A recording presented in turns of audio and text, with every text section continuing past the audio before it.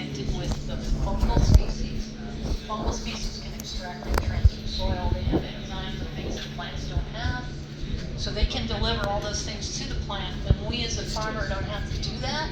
They know the right timing, they know what the plant needs because the plant's asking for it, exchanging and bartering. So we really want to just be stewards of setting up a system where nature that already knows how to do this is doing it. And the microbes absolutely are super important for the nutrient density, but also just for the plant health. And even insect control. Plants that are healthy can fight off insects. They have chemicals inside of plants that will deter insects, but they have to have the capacity to generate them. So, yes? How many gallons of extract are you getting per gallon of compost? Yeah, so we usually use about 150 pounds of compost to make about 1,000 gallons. You can tune that however you want. Depends on how fast you run the water over it. The faster you run the water, the less microbes you get in the extract. So you can kind of tune it, but that's roughly where we are. So there's a lot of, so we have a lot of resources at this farm to have big things. But like these tanks used to make ketchup, and they were bought by Greg Bolin online, and he had them shipped here. So they look like super big expensive, and I'm sure they were, but they're repurposed and they're from somebody else. So when you need equipment, you can be creative, and Greg built all of this stuff. He welded these things together, so it looks super expensive and fancy, but there's a lot of ways to work around it. We bought this used. Some of this equipment we had from the dairy that was still here, so you can repurpose a lot of stuff. And this extractor was used. Somebody had bought it and then they stopped using it, so it was just kind of wasting away in their barn, so they sold it to us. But I would mention there's some other equipment that's smaller size. It's just demo out here, a little vermicompost bin. I'm not trying to sell that particular one, but there's other versions. This is an extractor. That's a more size if you have a smaller farm. You don't need big stuff to make enough extract for what you need. So that's the vermicompost area. Does anyone have any questions? I'm assuming that once you're mixing with water, you have sludge that's left over. What happens to that sludge? He's asking about the sludge, and there is some sludge because there's some soil that gets in there, and it kind of collects it. You get the cone at the bottom. We'll have a lot of goop. We usually just don't put that in the tank. Okay. As you get down to the lower part, we do filter everything as we're pumping it in. Yeah. Clogs the emitters if you don't. But even that sludge at the bottom is not worth it because it'll still clog everything up. Oh, yeah. So I usually go down, half of that cone bottom when it's down there. I don't even harvest anymore and put it in the sprayers. I let it run out onto this lovely flower garden right here. So regenerative farming is difficult, I think, because of all the thickness of the things. We put molasses and the things get very thick. It's always clogging our sprayers. Yep. Clog, clog, clog. So I don't try to get that last little end part of it. Anything that's going to clog stuff, I just leave it for something on the flowers up there. So you still get clogs even though you do the best you can? We do sometimes. Okay. When I first started, And you can still clog. when I first started, Yeah. I got clogged all the time because I didn't know what I was doing and I didn't think about it. I forgot about it. But if you keep getting clogged enough, you don't forget anymore. So yeah, and even what's the best kind of filters? We have these bags. They're very small, but you can experiment with different bags that work the best for what you're working with. But clogging is always a problem. Even when we purchase things that companies sell to us as applications, I filter, because they will sell stuff that's got a bunch of gunk. Yeah. So that's a challenge. Are you gonna show us your injector? Like you use this tea in an injection for the drip, right? We can put that extract into the drip, Uh-huh. and that has some very nice filters built in. Yeah. And I'm not going to take you over to that area. Yeah. You can see that it's actually pulling water out of the pond Okay. for irrigation, so it's Yeah. doing a lot of filtering anyway.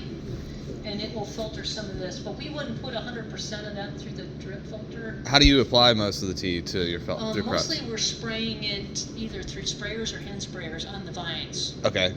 We do ground sprays or foliar sprays. We use it as the base when we're mixing nutrients and additions that we'll spray on the vines based on our sap tests to try to hit, where the vines are missing a particular nutrient.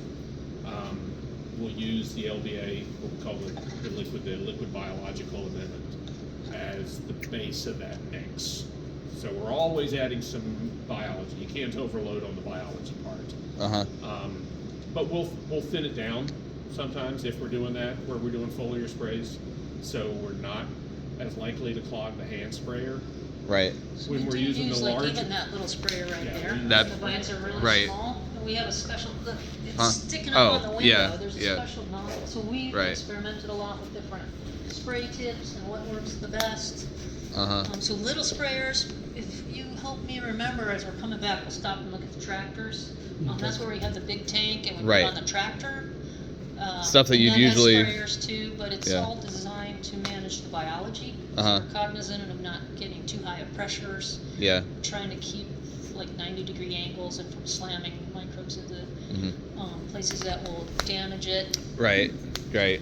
You're using like tractor equipment that's usually used for spraying herbicides and stuff like that. Yes, so Yeah. that's a big challenge in regenerative farming. This whole new industry is needed Yeah. to create equipment that's made for biological applications and these Right. thicker sprays, but they don't really exist, and most of us are starting with conventional farming equipment and trying to put these things through it, and it's very problematic.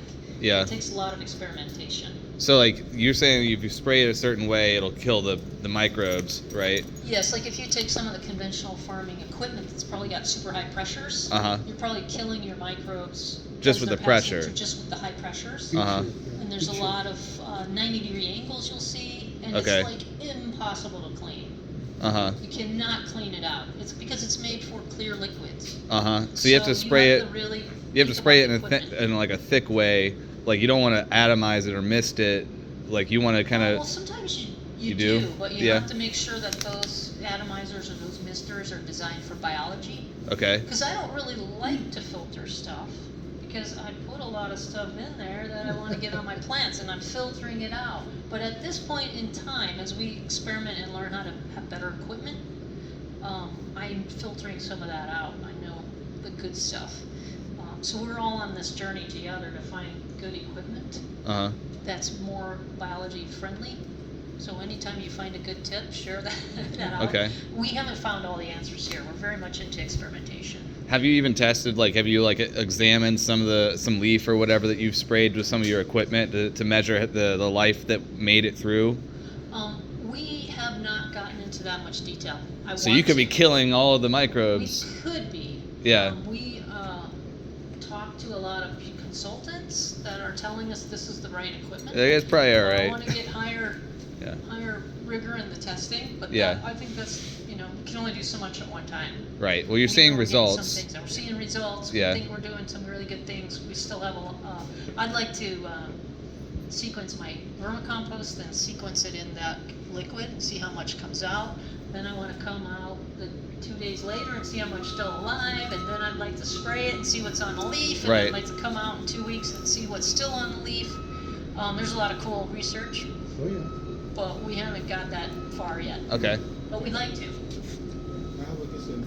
Before putting the tea in the drip system, you have any step in the process where you are testing the level of the microbes or the live, the Right, so microbiology the live? question is, before we're using it for whatever, fertigation or whatever application, are we measuring the life in it?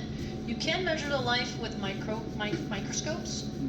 If you take Elaine Ingham's course on the Food Web, there's courses on how to evaluate that. You can look at it under a microscope.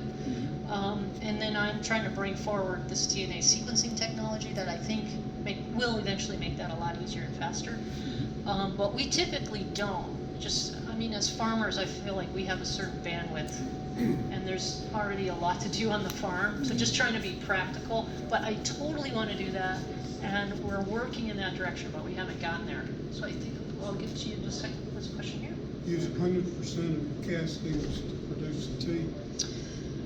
We use pretty much almost all of the castings to produce the extract, and then we use some of that, although we've gotten away from it because it's difficult to manage, to make actives where we're feeding it and then really multiply the microbes. But yes, this is all liquid stuff.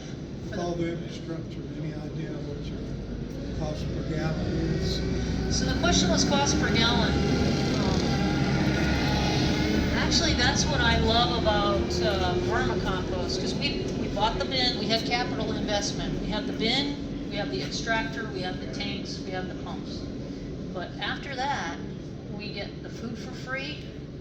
We get the compost mixture ingredients, the leaves from Carrboro, from the wood chips from a company called Asplint that harvests wood trees from like wires. Right. It's pretty free, except for labor, when you're making this. And no, I don't have a number for you, but I think we bought that extractor for like $5,000 used. And that thing, I can't imagine it'll ever wear out. I mean, it's stainless steel, as long as we don't screw it up. Just the compost people. Compost, I All don't the way. remember. What's that? All the way. Everything? The material. Well, you know, you can ask what something like that costs as a smaller version.